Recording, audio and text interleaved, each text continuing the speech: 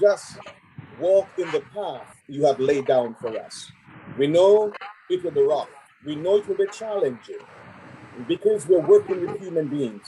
And so, Lord, we ask now that you will take this from our hands, take it in your own hands, Lord, and carry this university have you always been carried. Bless the leadership. Lay your hand upon them like you laid it on Moses.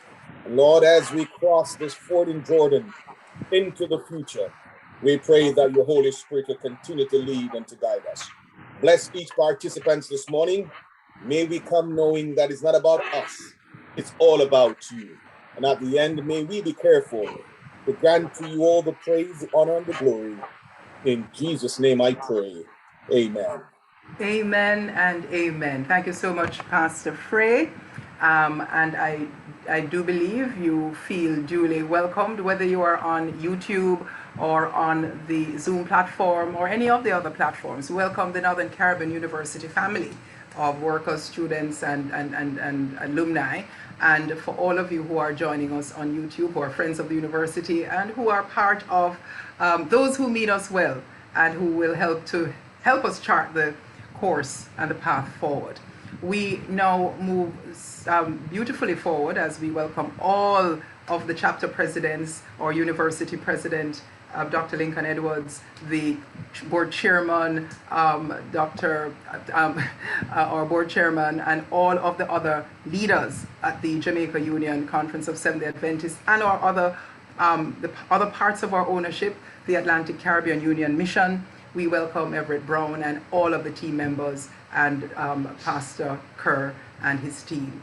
Now, ladies and gentlemen, help me welcome Harold Harry Clayton, our NCU Alumni Federation President, and that federation covers the entire planet, all NCU alumni on planet Earth. We hand over now to you, Federation President, to bring us greetings. Thank you very much. Thank you very much.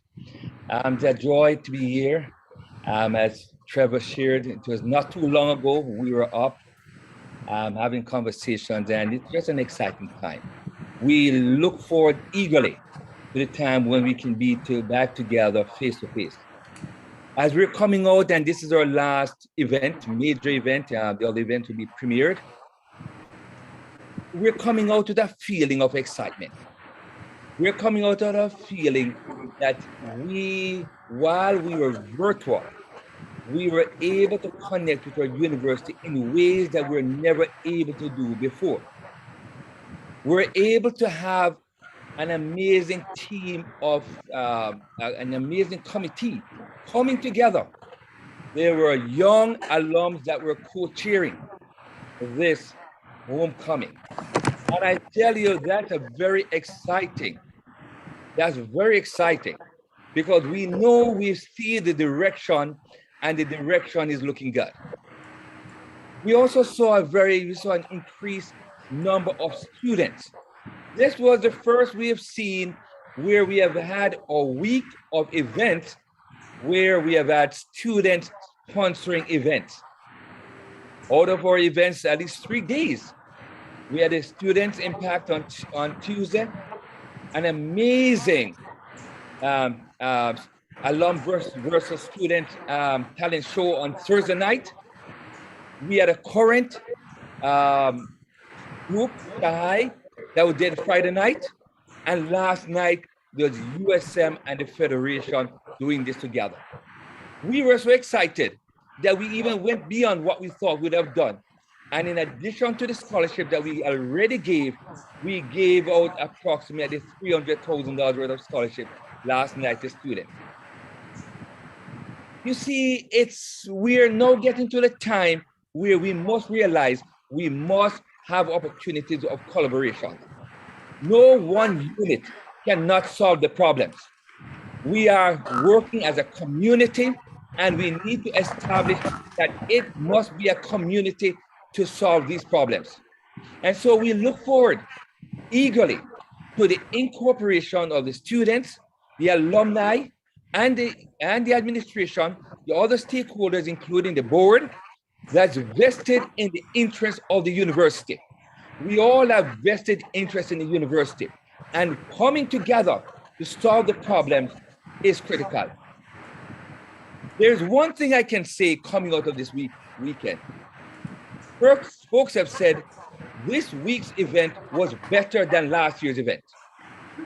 And I want to agree that yes, it was better than last year's event. But I don't want us to get comfortable with saying it was better or what was better or what was worse. What I think we must get comfortable in doing is ensuring that we get better at being better. We must get better at being better. Things continue to change so quickly. We can never get to the point of saying of complacency or to say we have arrived. We keep on pushing forward. If we look at chapters to see what have we done that was better than the year before, and what can we be doing to be better than when we were better, if I'm allowed to say that. As a university, we need to find ways to be better at what we are already better at. We are better at educating students. We need to find ways to be better at educating students as in this new paradigm shift. So, ladies and gentlemen, I will not take up any further time. We have a packed schedule today, but we are excited. Let's move forward at being better at being better. I think with that as our mantra, we will be into something. God bless you. Thank you very much for allowing me to be a part of this. Thank you so much, President of the Alumni Federation for Northern Caribbean University, or worldwide body, Harold Harry Clayton. Thank you for bringing greetings. And now we invite the President of Northern Caribbean University, who was called by his maker in 2016 to lead the charge for Northern Caribbean University into the 21st century and beyond, Dr. Lincoln Edwards, our presiding president, who will now bring us greetings.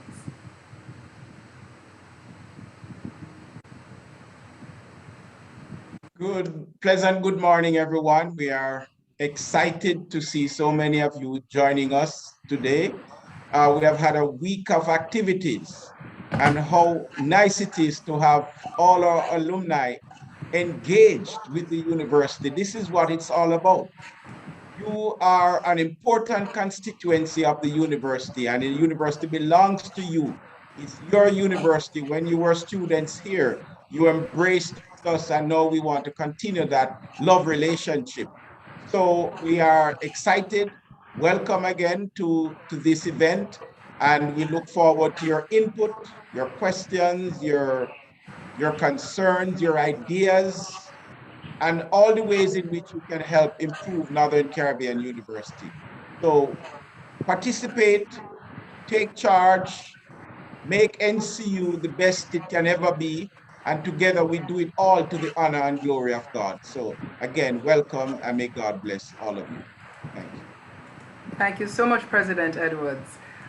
Ladies and gentlemen, as we move this constituency meeting forward, because trust me, as our NCU Federation President said, it is a chock full of very important and interesting content coming up ahead. We're going to move right now into our panel discussion.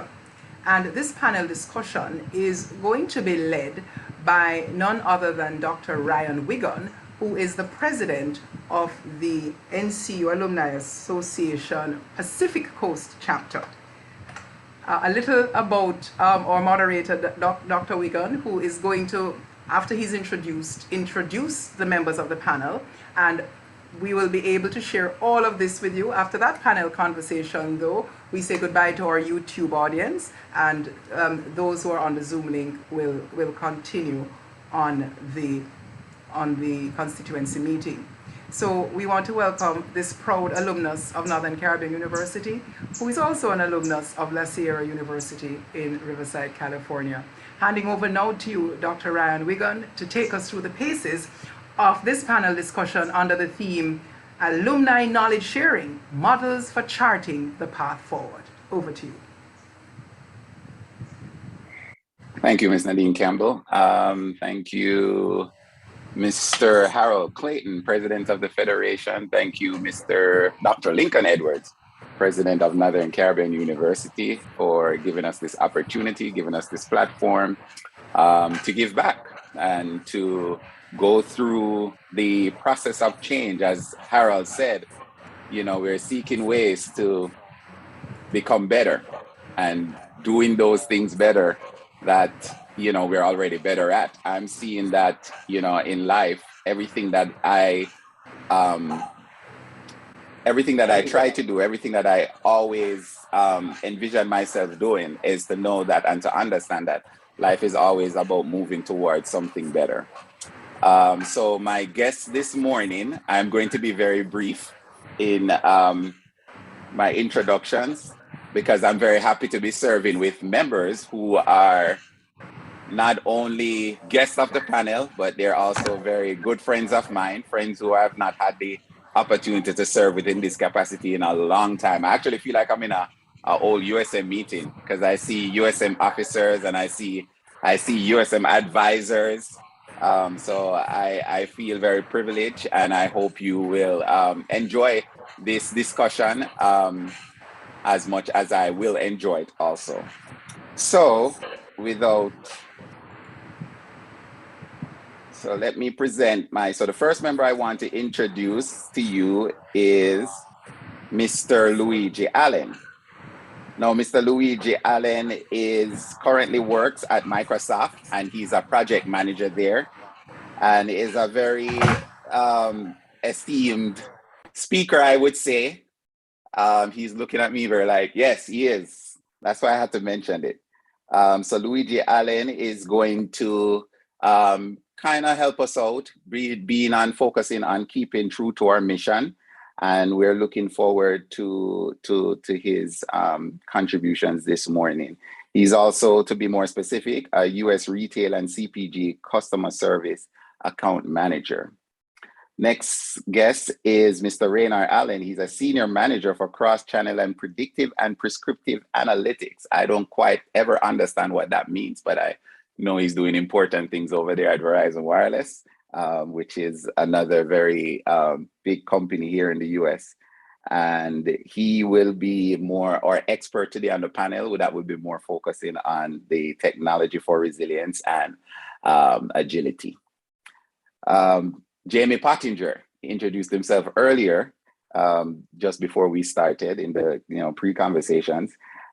He's a vice principal at the Forest Lake Academy, and he's also CEO of Pattinger and Associates Consulting, CEO and founder, and he's going to be our expert today as we look at talent optimization. And last but not least, the gem among us all, the rose amongst thorns, we have Miss Simone Spence Johnson, and she currently serves as president for the Manchester Chamber of Commerce. Good evening. I don't know if I'm able to see. It's kind of hard, I wish. Okay, so we have all our members close, because I want to be able to see them. Is there a way to put them pin them closer to? I think we could put us in the frame. Yes. All right, so I can see you guys. All right, so what we're trying to discuss today, we're looking at charting the way forward. So one of the things we know is that the environment continues to change, ecosystem in which we live in, whether it's globally or locally, as in reference to Northern Caribbean University and there in Manchester, Mandeville, we know that things are changing and things are changing rapidly. One of the things that, good, I can see everyone in the frame now, except for Raynard. Okay, there he is. So one of the things that we know for sure is that the more things change, the more some things remain the same. And that is why we always, as professionals, always have to seek ways to better the situation, to better the circumstances. We're in an environment where we're dealing with social inequity, we're dealing with financial inequity, health inequity, and even more so, I want to coin that we are probably dealing with technological inequity. So I just want to present to you guys, as we look in terms of in scope as it relates to Northern Caribbean University. I was reading the Chronicle of Higher Education. They came out with a report, right? And the report was called the Post-Pandemic College back in September 2020. One of the things that came out of that is that it says colleges must ask themselves, does our vision lead to a strategic and sustainable business model aligned with our institutional mission? Higher education is no longer simply asked to change, but change will be forced upon it, and not just from the impact of COVID-19. So as we looked into your many areas, how can we answer this question? Does our future vision lead to a strategic and sustainable business model aligned with our institutional mission? So I think I want to jump straight to Luigi. Luigi, the question I have for you is, how does an organization avoid drift and stay true to their purpose? Unmute. I'll mute while you... Yes, thank you. The mute monster got me. I'm sorry about that. Guys, I was saying greetings to everyone, and great to see many of those that have actually impacted my life on the call here today. So without any further ado, we'll go into that question. But as we think about an organization staying true to their mission and transforming and making sure that they're avoiding the drift, right? This drift is something that is not necessarily intentional, right? But over time, as we see incremental things or small things that we do or an organization does that really, if you look back, you're looking at them and saying, well, is this the same company that started several years ago? So if you think about NCU, right? When the founders formed NCU or founded NCU 114 years ago, are we living true to that mission today, or have we drifted away from that mission? If we think about, I did some research and I think of Harvard University. So Harvard University, when they started back in the 1600s, their simple mission was to create ministers of upstanding character. If we look at Harvard today, that would be very difficult for us to surmise that's what their initial mission was, right? So they drifted. And a lot of times organization will drift maybe because, they want to get more money, or they're chasing after money. So they drift to something that's not in alignment with their mission. What we have to do is look at, for example, an organization like Nordstrom. Nordstrom has as its mission is to, and I'm paraphrasing, pretty much to provide utmost best customer service to every customer. And they gave an example. A woman came into the store, lost her diamond ring, and called the store and talked about it. And the employees there, they scoured every part of that floor looking for that. They opened every vacuum bag until they found it. And that is the best way to describe how someone continues to stay true to their mission. So when we think about NCU, and their mission is to make sure that we're providing, and I'm paraphrasing again, quality, Christ-centered education, so that we can serve country and God, right? Are we staying true to that mission, or are we drifting? So how do we stay true to the mission? We have to make sure that the mission is a part of our culture. We have to make sure that the mission embodies the culture, and the culture is a part of the mission. So it makes it easy. We can't have a mission that does not support the culture. Then we're going in two separate directions with that. We have to make sure that our board members are bought into the mission. We have to have board members who, when they see something, they'll say something, and they're not afraid to stand up in a meeting and make sure that they say that the organization is not in alignment with its mission. We also have to think about the executive team and the leadership team. Are they bought into the mission? Are they making decisions based on the mission of the institution? And sometimes Dr. Edwards might have to make that decision of, hey, maybe you're not the right fit for this organization at this time. And we have to bring in leaders that are more in line with what the vision or the mission is. And then also making sure that you use every opportunity that you get to reinforce your mission. Don't be afraid to partner with organizations, and making sure that you're reinforcing the mission with every opportunity that you get. I know that as Adventists, sometimes we can be very separatist. And I would say that, we need to be out there in the community. I know the Bible says that we should be of the world, but not in the world, but we need to be around it. we need to make sure that we're going out there and finding people like me, right? When I was younger, I was in the street of Mandeville, just a bad old little boy, but coming to NCU, that actually transformed my life. So I am really down for, transforming while staying true to the mission, but making sure that we're not having that mission drift. I know we don't have a lot of time, so I'll yield the floor. Thanks, Dr. Wiegand. Yeah, I just want to extend to that too. So, so you're speaking about, because it's hard to stay true to a mission, while transforming. And like you said, sometimes we may have to see if we have to re-engineer what that mission will look like going forward, because a mission that was very productive in the 70s or the 80s or the 90s may look totally different, especially when within your mission, you're talking about those who you serve. And a mission, I like what you said about mission being encompassing all the stakeholders. And so since we're on an alumni platform, how can we reinforce, or how does the mission need to look different for alumni support, or to engage the alumni platform in terms of being a part of the change, or helping to transform Northern Caribbean University as we move forward? Right. So Brian, I like simplicity, right? And as mentioned, we've done a study on this book by Brene Brown, right? And one quote that I took from that, and I'll never let it go, it says, "Simple is clear," right? So I like simplicity, because if we're being, or simple is kind, actually, is what she said. So if we're being clear and kind, and I like a simple mission, right? One that we can repurpose and we can use everywhere on the corner of our webpage or flyers, whatever. Something that's too wordy, sometimes we lose that. So the reason why I'm saying that, when we look at our mission, we have to figure out what is core and what is peripheral, right?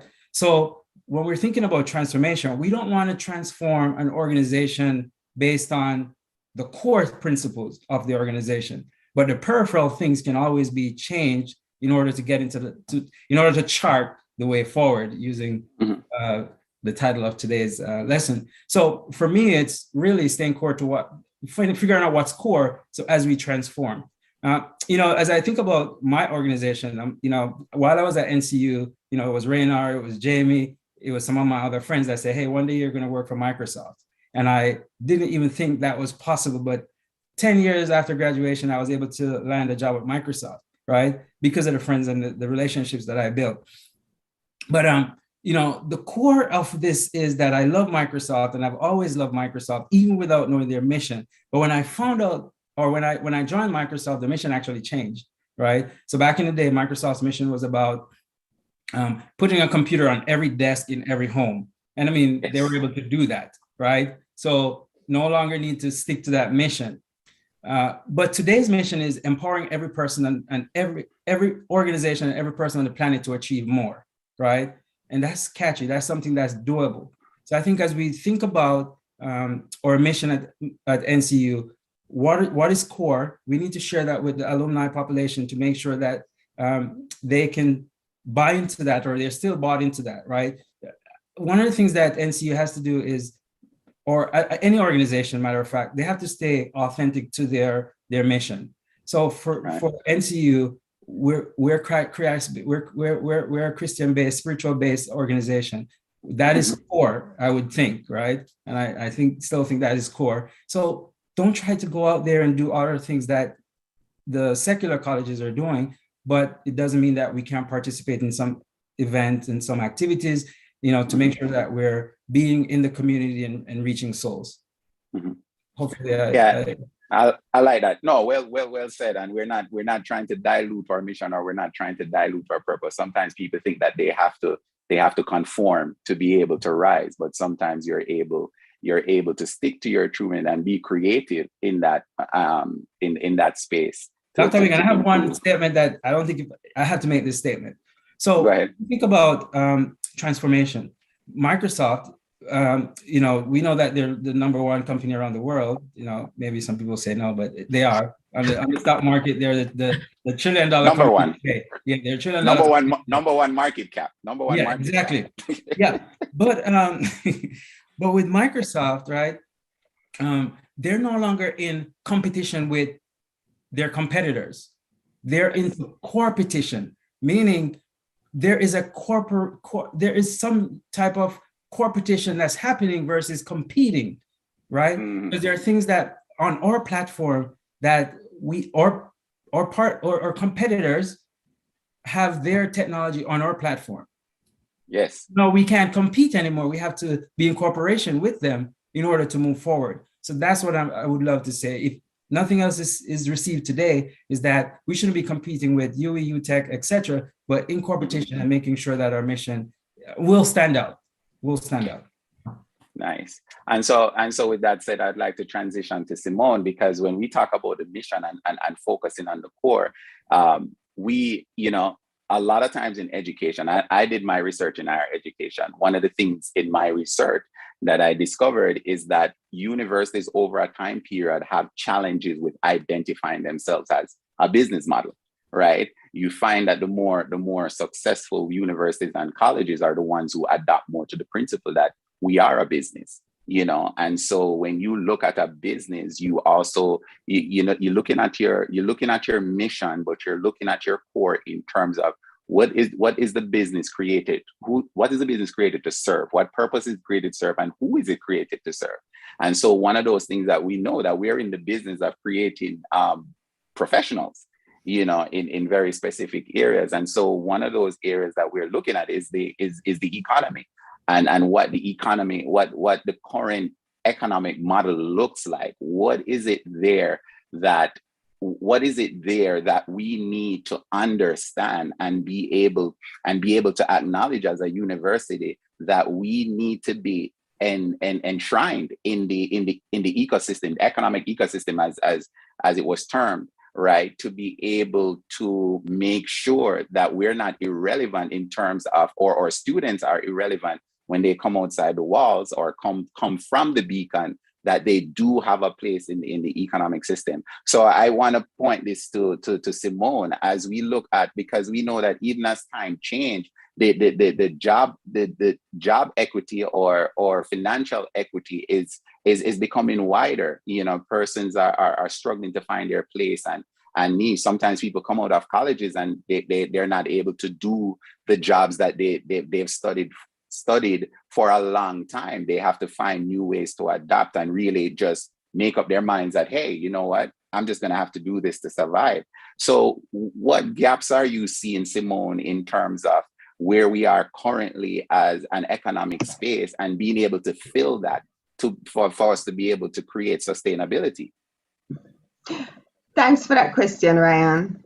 Hi, everybody. I really do feel like I'm back in a NCU on the campus to be meeting with all you guys. Yeah. And for some of you I haven't seen in a while. And for those that are joining us on YouTube, and I mean all our past classmates and college mates, and just hello to all of you all. Yes. Ryan, I think I know you had cut the introduction short, but let me just put this in there. So I am the Director of Operations for the Blue Ember Group of companies. And under our group, we have construction company, we have an art school, we have a design and advertising marketing studio, and we also have a cafe. Right. I want to point out one of the missions, and you guys were talking about missions and vision earlier, is that one of our missions at Blue Ember Group is that we look for we put personal development at the top of our priority list, especially when we're employing persons. So we look at not just talent, not just your degree, not just your skill set, but we look at what else is it when you're going out there. As you said, these persons are leaving universities and they're not finding jobs. But I do think that we have a lot more work to do on the inside before we put them out, because we're talking about persons are not just book smart, they're skill based, they're talent based, and we really have to tap into that. And we have to understand that there are many different pathways to get to success, to get to where we need to go. And if we're looking at a university, and I think one of the things at NCU too is that they go for the holistic picture. And, you know, we're talking about manual arts, and we're talking about, you know, we have chapel. So you're talking about the spiritual side, you're talking about the physical side where you're working. But I think there's a lot more to be done in terms of understanding. And maybe we even need to dial back a bit to take it to the high school level before we get there. Because we have to condition their minds for them to know that it's about collaboration. It's about utilizing the different skill sets, the different skill base. I don't have to have the talent and the skills in everything, but I also have to understand that skills are very important. And for some persons, and I think I'm speaking as a parent as well, looking at my children and raising my children, you kind of have to look at what their natural talents are, what their natural abilities are, and then you kind of steer that, you know, in a particular direction. There's certain things that need to be basic. We have to, you know, have basic good work ethic. You know, some of these things that need to be ingrained in us from a young stage for us to be able to get out there and understand that our mindset has to be creating. So us coming out of I think a lot of the gaps in the economy now is because we're not thinking about creating, we're not thinking about collaboration, we're not thinking about that we can do one part of the equation and have somebody else do the next and the next, and we come together and have this, you know, this wonderful company. I think too, it's really how we're conditioned, you know. So we're looking at these little gaps in the economy, and I think even coming out of the pandemic and the year that we had of 2020, we have to look at our mental health. Like we really have to focus on that as well, because it affects the economy, and I think which way you slice it, you have to take that into consideration, because if we're not mentally sound, how can we function in the workplace? How can we function in schools? Right. And I like that, because, you know, one of the things I know for sure, and you know what is interesting, even when I watch sports, you realize that even athletes these days, athletes have to be multifaceted. They have to be, they can't just be good in one area, right? You can be very excellent in a particular area, but an athlete themselves have to be prepared to be flexible. So I see where you're kind of saying and highlighting, you know, us being more flexible or preparing more flexible individuals. Because like for me, I started out at NCU doing accounting. You know, after transitioning to the USM and being USM president, I started to change my focus in the sense that, hey, I have my skill sets and my purpose are far extended beyond just accounting. And so I've done accounting. I've been in education as a young faculty, and I'm now in healthcare. You know, I'm now working with a big healthcare company here in the US. You know, as an analyst, you know, and that specific focus is information systems. Now, what I would like to get from you, once again, keeping the focus that we're in a room with a lot of alumni, how can we utilize the alumni body to be able to enhance, you know, what you consider in terms of the collaboration, and Luigi speak to that also, but also to ensure that students understand this. I remember back in the day when outside of college, I was in all age school, and I remember all alumni used to come back ever so often, and that's how we kind of had an idea of what people are doing out there, or be exposed to the different type of careers and stuff like that. But how, as an alumni, can we ensure that we are kind of painting a visual of what the current market looks like? Because you can't quite understand what that looks like. That is true, Ryan. You can't understand it until you're really in it. I think the alumni, as you said earlier, in terms of going back and giving back and allowing them to understand what's happening out there, I think for one thing that we do at the Blue Ember Group is that we offer internships. So in terms of us, the alumni that are around, well, I mean, I've done virtual internships as well as physical internships. So that is something that is a must. We should definitely open up our companies, open up our organizations, whatever it is, even if it's one-on-one, we can do that. And to showcase, you know, to show them what is happening. We can also look at the mentorship programs, because people need to understand what you're going out there into, and to understand that you need to be flexible, you need to be dynamic, you have to be able to pivot and move. As you said, you've been through so many different industries and different areas of business so far, Mhm. and you never know really where your skills and your talents might lie, or some, some latent Right. talents. I do think definitely with the internships, definitely with mentorship programs, we're looking at collaboration. So as part of my role as the president for the Manchester Chamber of Commerce, we're collaborating with NCU with the homecoming event, to do different events to just to open up this scope for them to understand what's happening, how things are done, how we can work together as organizations for the greater good of these up and coming, young minds. I think we have to look at different workshops, just different things that we can plug in for as the association. So maybe not just homecoming, but we have Right. different things along the calendar year that we Right. can have them participate in and talk. Maybe we need to issue a newsletter or booklet or something to showcase what are the No, top great ideas. emerging trends that are Mhm. happening in this industry or that industry, so that we can Mhm. continue with the knowledge sharing. Right. Yeah, and thank you for that. And it helps so much that you are able to extend your profile to remind us. I remember when Blue Ember Group was a marketing group, so I'm happy to hear about the expansion.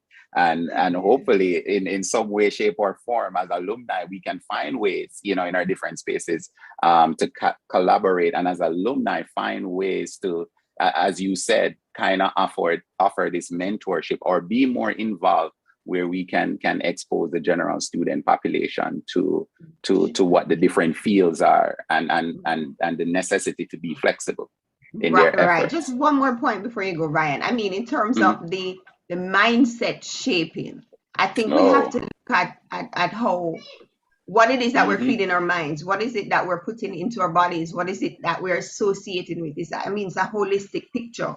So you really Right. have to, I think, throughout the university years, the shaping of an individual throughout the university life, you really have to look at it that you're in training grounds, but it starts there. It don't start when you come out. You get me? Right. Your career Mhm. starts there. So I mean, a lot of businesses were formed in university. Some Mhm. people, didn't finish. Some people came. Some people finished. But I mean, in terms of the collaboration, because you look at Facebook, and they didn't graduate from college. A lot of these other Oh, no. guys are here, right? So I'm saying Mhm. you have to look at what's around you. Take stock. Start Yeah. thinking, okay, how could this work? Apply the knowledge that we're getting, the theoretical knowledge and the practical knowledge, and put them together to kind of shape and mold your mindset, because that is what is important stepping out there into any industry that you're going into. Right. Thank you for that, Simone. Man, I feel like we need 3 hours for this discussion. I haven't even gotten to the beat. But I want to segue. So this brings one of the things that the Chronicle report says, and I have to read it. It says the most responsive colleges, those best prepared to adapt to the teaching approaches of the future, will invest heavily in supporting inclusive and equitably online learning experiences. To flourish going forward, colleges must develop a more externally focused business model, direct resources to expand professional development, which is what Simone alluded to in online teaching, and continue to expand mental health services. So there you go again with that focus. Some people don't realize how necessary that is in today's environment, and absolutely correct. And so I want to segue this to Raynar as we look at the technological side of it, and we try to close that gap. I know one of the things, being in my seat, I know we struggle in terms of our technological advances. We struggle in terms of the expenses of that. But how do you see and I'm going to just ask you 2 questions and you can just answer. How do you see us able to close that gap in terms of charting the way forward, Raynar? And also, I want you to also add, how can the alumni get on board to pretty much assist in closing that technological gap? So it's interesting how Luigi started and we navigated our way with Simone. But in my head, I'm hearing the same thing. It's a matter of identifying your core value that you want to be able to provide. And as you focus on that core value, you will have multiple objectives, because your objectives might be, no, your objectives will be use case based, and it will be, you know, focused on the time you're in and the community you're serving at that point in time. But every time you execute an objective, you look back. Is this contributing to my core mission? So therefore, if your mission is not something that you can identify as something you can go back to, then there is that piece that you spoke about, Ryan, where you may need to look at changing your mission. If you listen to what Luigi said, right, it's not that the aim or the target that that Microsoft was short-sighted in the beginning. It was because of the fact that where they were in the timeline. They were at the beginning where computer was like the future. Okay, that was where you thinking about everybody having access to technology was a long shot game. Okay, so when Microsoft said that, they sounded like the weirdos on the block. They sounded like the guy that was saying, heck no, ain't nobody going to be in Jamaica, in Portland, talking on WhatsApp and watching a YouTube channel. Are you kidding me? These guys are worried about getting water. Are you kidding me? They don't have running water.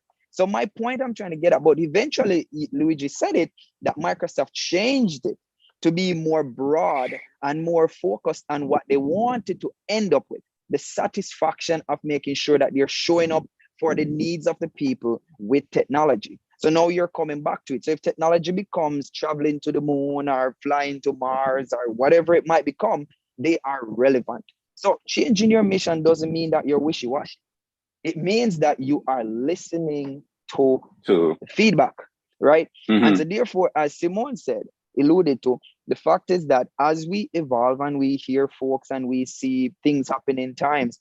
I remember when she mentioned Blue Ember. I remember when I came to West Indies College. Funny enough, I was in West Indies College very long. I spent 1 month in West Indies College. It might sound weird, right? I came to West Indies College in what, May? And they became with the NCU like July. so I'm a part of the both of them, and not a lot of you can say that, yeah. But the point is, I remember when I came there, Bella, who Nelton, who you know, Blue Ember, drew it with his hand on a huge canvas, and he strung it from Cedar Hall all the way across to near to the main gate, and he put up this big banner, you know, and you know, like he was putting the banner for the new name for NCU or something like that.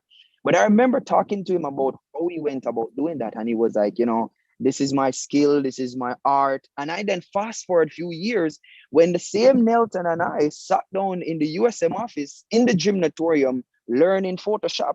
No, it wasn't that he didn't understand that his skill was art, but he understood that if he needed to accelerate and expand his offerings, he had to adapt, which means no, he wasn't a computer guy. Come on, Nelton was not he would draw everything on paper. I still have drawings that he made for me in my house. But the point is, he knew that he couldn't keep up with the rapid pace of society by still drawing on paper. So what I'm trying to get at is to say that in the event that we're looking at our offerings as a university, we cannot, what I call, box ourselves into what we consider our boundaries. Because I'm sure that if I was to ask this question probably 10 years ago, how about us doing an alumni thing online? Everybody would have shot me down and said, forget about it. Are you kidding me? We need everybody in the building. We need them here to do what I'm doing. But the point is, things and time forces us to adapt. And that's the interesting thing about time. You know, you just leave that bad boy on and it will make you become and show who you are. But here we are. We're on a platform. We're sharing our thoughts. I'm in my backyard. I will not stand up so you see what I have on below this shirt. But my point is that the point I'm saying is that we are now here in a time where we have adapted. Now, the gap is what we're going to be, I'm trying to address here, is the fact that sometimes your gap may be the fact that the world rolled upon you so fast. You're like, how do I prepare for the next 10 years? But you don't have to worry about the next 10 years. Think about where you are right now, okay? And think about the fact that back in the day, we used to go to the computer lab downstairs media center at the bottom. That was, which one was that again, Luigi? We had the main lab and we have the business lab, whatever. Tech lab. Tech lab. There you go, man. We had tech lab, we had the main lab, and we have the business lab.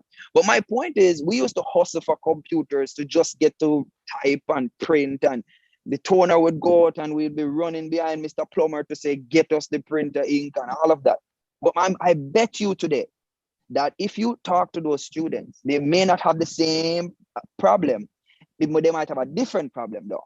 They might have Wi-Fi connectivity issues. They might be like, oh my gosh, I'm walking to the gymnatorium and I can't even get onto my class because this or that. So my point is, don't try to move the goal. Don't try to move your goal little by little because of what the issue is now.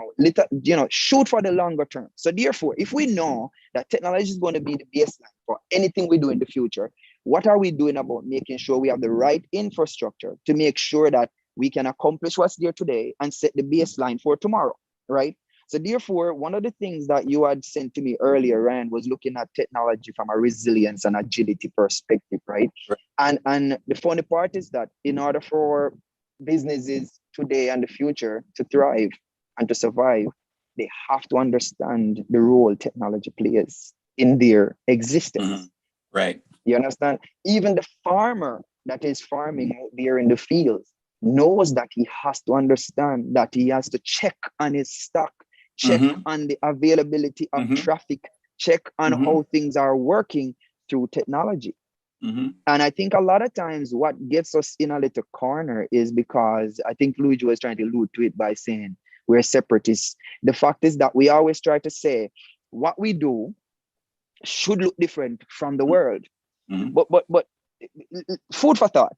If we are trying to, what would I say, impose upon the world or influence the world to do things that would influence sharing and stretching our hands and reaching as many people, there is nothing that can do that more than technology. I kid you not, technology is the thing that's going to help us to propagate it. Now, anything that can be used for the purpose of good can be used for the purpose of bad. So do not try to get me wound up in the fact that technology is the mark of the beast or whatever. I'm not trying to get into that conversation. I'm just saying you should make sure that you understand that doing these things like the Instagram, like the Twitter, like the what's that thing? My daughter is always on TikTok. That's good. That the TikTok and all of these things are not because you see the artists on it and the other people on it that you like don't want to identify with. Doesn't mean that you being on it becomes you one don't of have them. a space, right? You understand what I'm saying? You driving a Bentley don't make you a rapper. Come on now. You owning a mansion don't make you a drugs done. So why using the technology to propagate the space in which we want to play in? Something that you want to step away from. So my call to action to the alumni team and leverage me as much as you. I mean, because Jamie and I and Luigi and you, we talk about this all the time. How we want to be on the platform to be able to move this along. I'm telling you, one of the things that I would love to partner with anybody in and I know I'm saying this on camera, so hey, you can rewind it. So, but I am willing to partner with any part of the campus that wants to understand more about how we can use predictive and prescriptive analytics to help. No, Ryan, don't look at me cross-eyed because you know what it means. It means looking at the data, reviewing it, and understanding how it can inform your strategic pattern for future. Okay, that is all it is. Looking at the data, understand it, let's move forward. So I am willing to partner. If you don't have the technology, we can talk about cost saving ways of doing it. I know people today who are in let me not say that, in companies that use Excel to do the same thing. Okay, guys? So it's not a matter of buying out a software platform. It is using what you have to leverage it to make sure that you're showing up with the things you have, the data you have on these students, the data you have on the community, the data that Simone can help you with from the Manchester Corporation, and the leverage that you can have with other partners in the government or other places around the world can bring you closer to understand the temperature in which you are working in. And trust me, education today is not the same as it was back in 2000.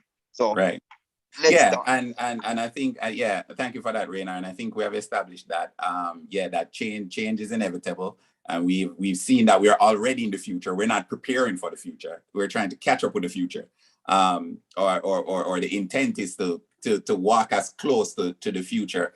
And you mentioned a point as I transition to Jamie, as we're getting him back on, and he's gonna take us away like he does. We call him the closer. So he's gonna be the closer. But before he closes, this discussion, I also want to say too that oftentimes when we look at technology, Rainer, people tend to think of computers, they tend to think of gadgets and stuff like that. But when we look at technology in general, technology meaning finding, like you said, you improve on your ways of doing things. Because even the farmer has to get to a technological place where he has to now look at what technology am I using? What strategy am I using to be able to be more efficient? It's all about becoming more efficient. We're living in an efficient driven environment where we no longer can be slow. We can't be as slow as we think we have all the time in the world to expand and to develop. So just bear that in mind, those who are listening, that when we think about technology, is you don't have to be skilled in computers or anything. That's not the general concept of technology, but being able to adapt to change and finding different ways to do things. So we have spoken about the mission. We have identified that we need to identify our core within our mission. We look at the economic temperature and environment, in terms of the need to become flexible. And we recognize how technology plays a role now as we go forward as we catch up with the future, because we're there. As the article says, we're no longer asked to change. We're not asking to change this evening. We're change is upon us. So we're now asking, what are the best way for us to coexist in this fast changing environment? But the critical portion that we always need to remember is that none of this is possible without people. And as a matter of fact, when you look at any business model, right, people is the most expensive portion of your business model. That human capital and is very critical to our success. And so as our talent optimization expert, I want to ask Jamie, what are the implications of not having an intentional strategy around people? And I'll say we have about 5 minutes to wrap up, Jamie.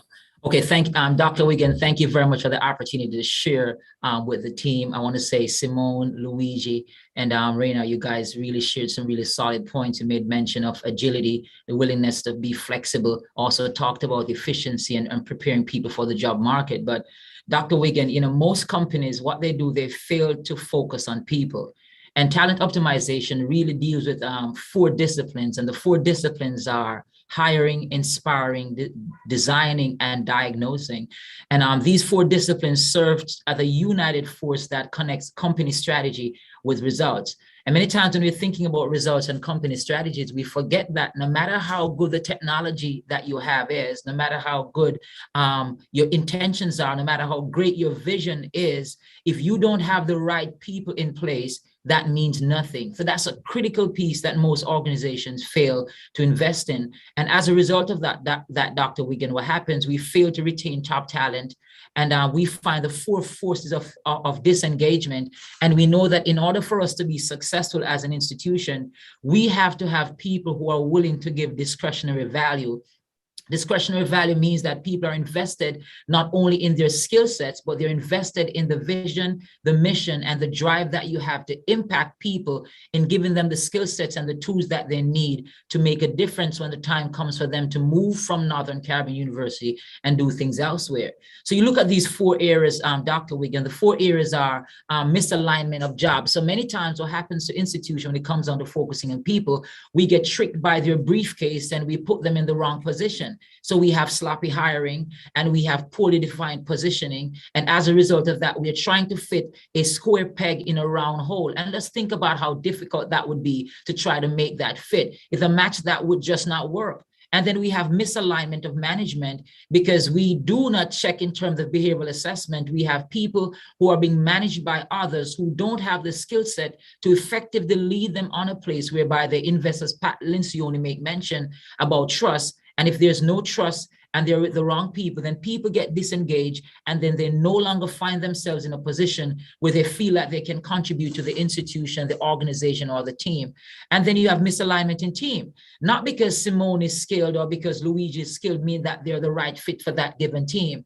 So as when it comes on to leadership, you have to be keen in terms of who you're putting together, because if you have the wrong chefs in the kitchen, you may just have the wrong meal. Last night we talked about the sinker, a particular dumpling that used to be made at the cafeteria. Think about having Jamie in the kitchen trying to make a sinker. What's going to happen? You're right. You may be sink. You may never have a chance to eat again, because you may just be poisoned, because I may not be the best at doing that. Yes. So misalignment is critical. And then when it comes on to culture, and Luigi, you made mention earlier when you talked about Microsoft, but the culture is a vehicle that drives success in any given organization or team.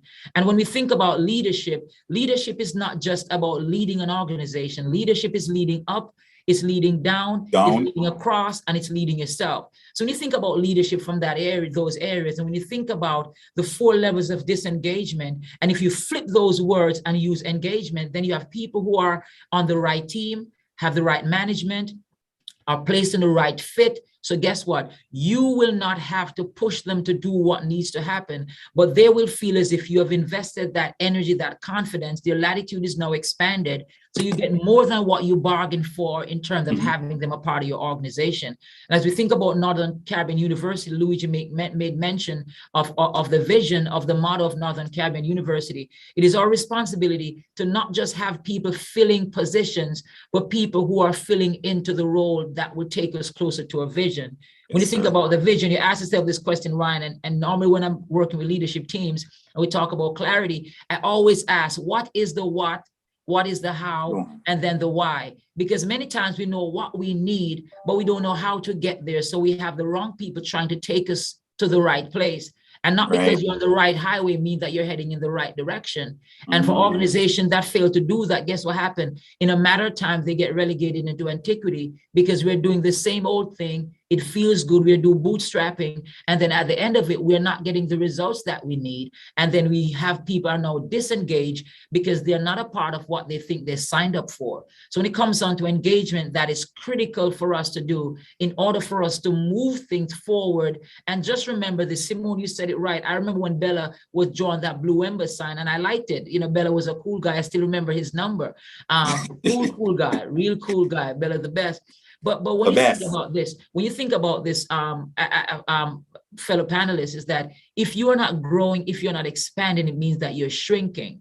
And if you're shrinking, it means that you're stagnant. If you're stagnant, it means that in a matter of time, your relevance would have been lost. And if your relevance is lost, then those who you're looking to serve will no longer see the essence of aligning themselves with you. So we have to have an agile mindset in terms of how we think about managing people, not just managing them for managing's sake, but managing them whereby they understand that you're placing them in the right fit. So now when it comes on to technology, when it comes on to academics, all these areas of an institution will be managed effectively because you have the right people in place who are moving the thing along in the right manner. Whoa. All right. You have another question? Or that? No, I think it's unfair. It's wow. This guy right. So Wiggy, before you go though, Wiggy, I would like to share something else before you go. Yes. You know, one of the biggest mistakes that we make in institutions and organizations and team is that we mess up when it comes on to hiring. We make big people mistakes. And what we do is that we focus on the briefcase. And when I say focus on the briefcase, Simone, and you made mention of it earlier, is that we focus on the resume, or we focus on their experiences. And when we do that, then we have people who look good on paper, but they're bad for the road. You know, it's just like buying a new car and it looks fancy, it's shiny, but guess what? It can't take you from Montego Bay to Kingston. That's a problem. So, but what we need to do instead, I'd like for us to leave with these 2 words. And at Pattinger and Associates, we work a lot with a few organizations in terms of working with this, and be willing to assist in where we can, because this is our institution. So I'm not going to be like Luigi and Rainer and say, NCU, I'm going to say it's my school. So can we just change that way we address our school? This is our school, right, Simone? It is our school. Our school. So instead of doing that, what we need to do, we need to focus on the head and the heart. When I say head, mean that when we're looking at people to fit into our organization, we have to think about their cognitive abilities.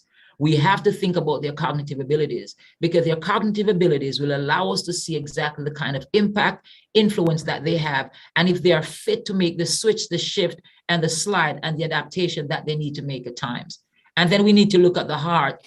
And the heart here speaks to their emotional intelligence and their overall behavioral expectation on the job. So somebody may be the best at doing something, but their snob-like attitude in terms of leadership and teamwork may just serve to put the vision at risk. And you can't afford to have one person change the dynamics of a team or of an institution, because the team, the institution, and the vision is much bigger than the person or their resume that you're investing confidence in terms of adjusting things. Mm-hmm.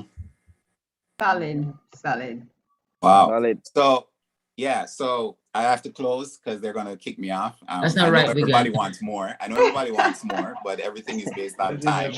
But I just want to say great way to close when we look at people, because people are, even when we talk about technology, people are still, sometimes people say, oh, people are not the ones who drive. Yes, people drive the economy, people drive institutions, people drive, it's still, the central focus is still people. And I want to quote, I remember a quote, and you've heard me said this before, Jamie, in our conversations, when you read Good to Great, you know, Harry Clayton talk about, we want to do better at the things that we do better. So when you look at good to great, yeah, we might be good, but we should always be expanding to try to be great. And one of the things he says, we can get people on the bus, right? And the bus is moving, but we need to be able to make sure that we get the right people in the right seats on the bus, right? So let us take that into consideration. Yes, let us take that into consideration as we close. And you do realize, NCU, as we close this panel discussion, that you don't have to go far to get a workshop or get talented people who can drive leadership sessions, who can help your students understand, you know, the economic temperature that's out there, not just locally, but also globally. You have a lot of talent, and, you know, we are here and we will always be here to assist. The reason why we're here today is because it is our institution. So thank you very much for joining us today.